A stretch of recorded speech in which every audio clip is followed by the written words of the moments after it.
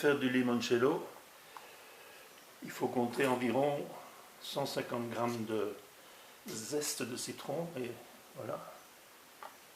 Voilà ce à quoi il faut arriver. Pas de zeste, pas la partie blanche, rien que la partie jaune.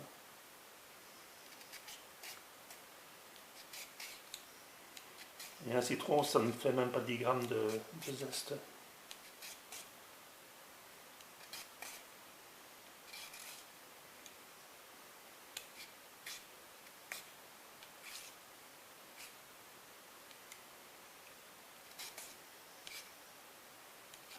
Hop. Voilà. J'en ai combien là?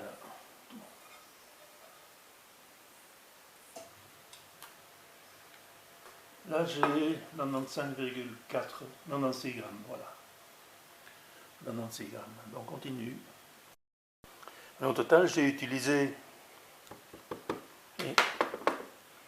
17 citrons et j'ai 157,1 g de zeste. Il y en a un peu plus, je vous le mets quand même. Normalement ma recette j'avais compté 150. Alors 150 ça c'est pas bien grave. C'est minimum 150. Alors maintenant je vais chercher 1 litre d'alcool. Bon voilà mon alcool. Hop, 95 degrés. Et on va prendre un litre, c'est là.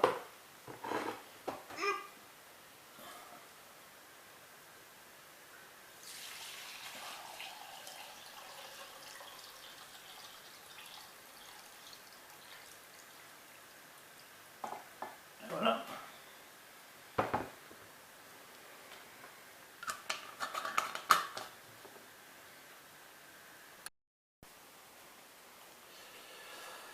Alors là, je mets les zestes dans ce bocal. J'ai mis le bocal sur une assiette parce que ce bec verseur il a tendance à déborder.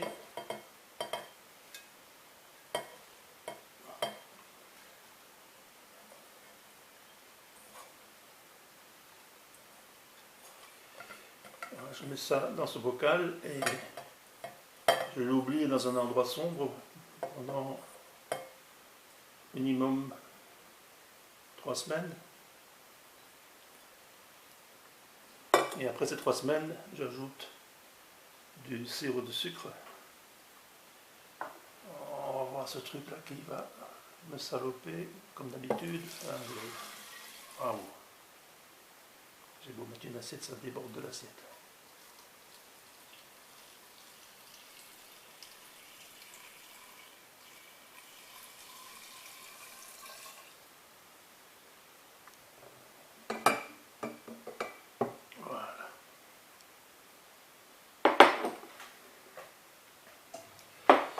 Et alors, tous les 2 ou 3 jours, il faut secouer tout ça. Ou bien extraire tous les arômes. Voilà, le même avec des glaçons, il est déjà... En fait, ce sont les huiles essentielles qui se trouvent par le froid. Évidemment, pas moyen de transmettre le parfum et le goût par la vidéo, mais je peux garantir que c'est délicieux.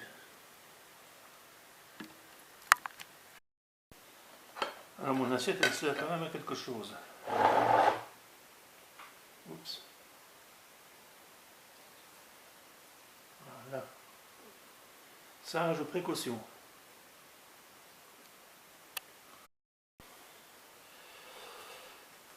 Ça permet aussi de constater qu'il n'y a pas que des citrons verts en Thaïlande.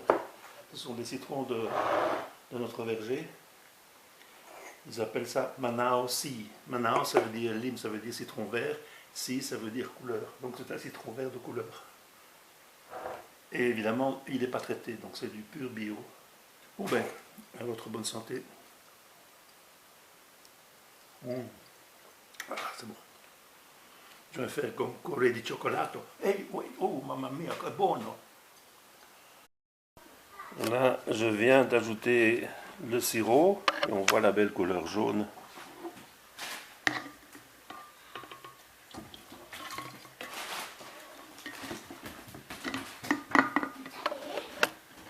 J'ai fait un sirop, 1 litre d'eau pour 500 g de sucre.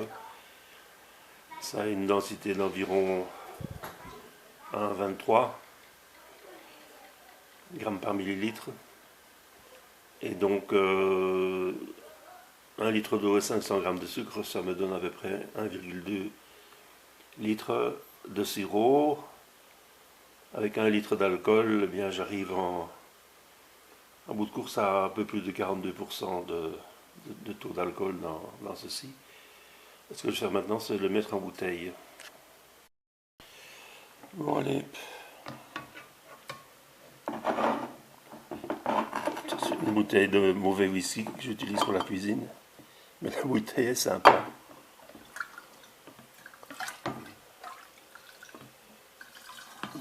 Ça va être laborieux, je crois, ça.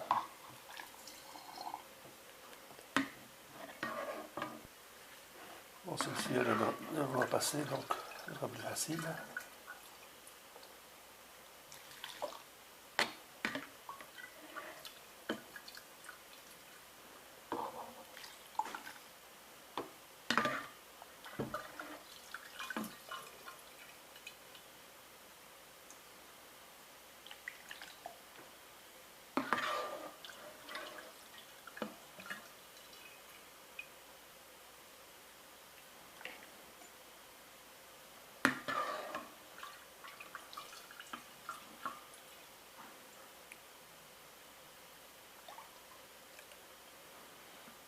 Le filtre est déjà colmaté. C'est la belle couleur jaune que ça prend. En fait, c'est pas le filtre qui est colmaté, c'est l'air qui empêche tout simplement le liquide de rentrer dans la bouteille.